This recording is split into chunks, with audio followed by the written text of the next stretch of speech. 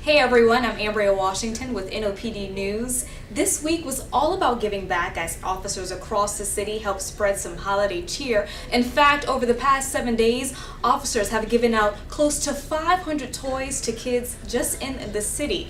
And that's not all. The NOPD's new peer intervention program took center stage at a national conference on policing. And officers busted 2 men after they tried to break into a jewelry store right next to a police station. So in case you missed it, we've got it all here on the NOPD News Weekly Wrap-Up.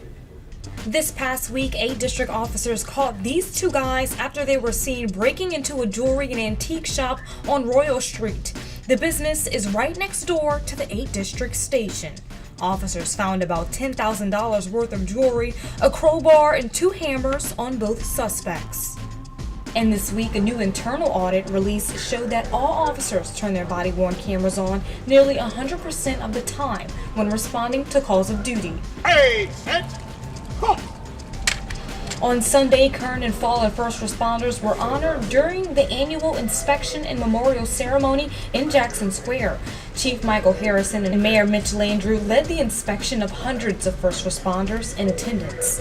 After the inspection, Archbishop Gregory Amen held a special mass at St. Louis Cathedral, where he prayed a blessing over all first responders.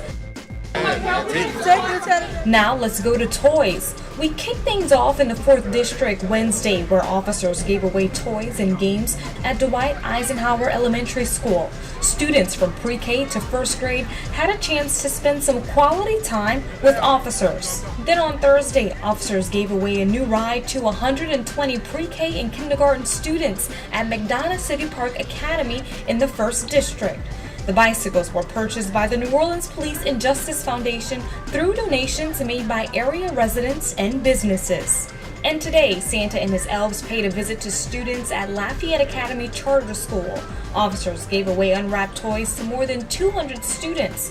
Local community organizations and officers donated the toys. Finally, the NOPD's new peer intervention program, known as EPIC, was the topic at a Use of Force conference in New Orleans this week. The Police Executive Research Forum hosted the 2-day event, which brought more than 400 law enforcement officers from across the country to the Crescent City. Chief Harrison and Sergeant Jacob Lundy talked about how EPIC is empowering officers to intervene when they see a colleague doing something wrong or unethical.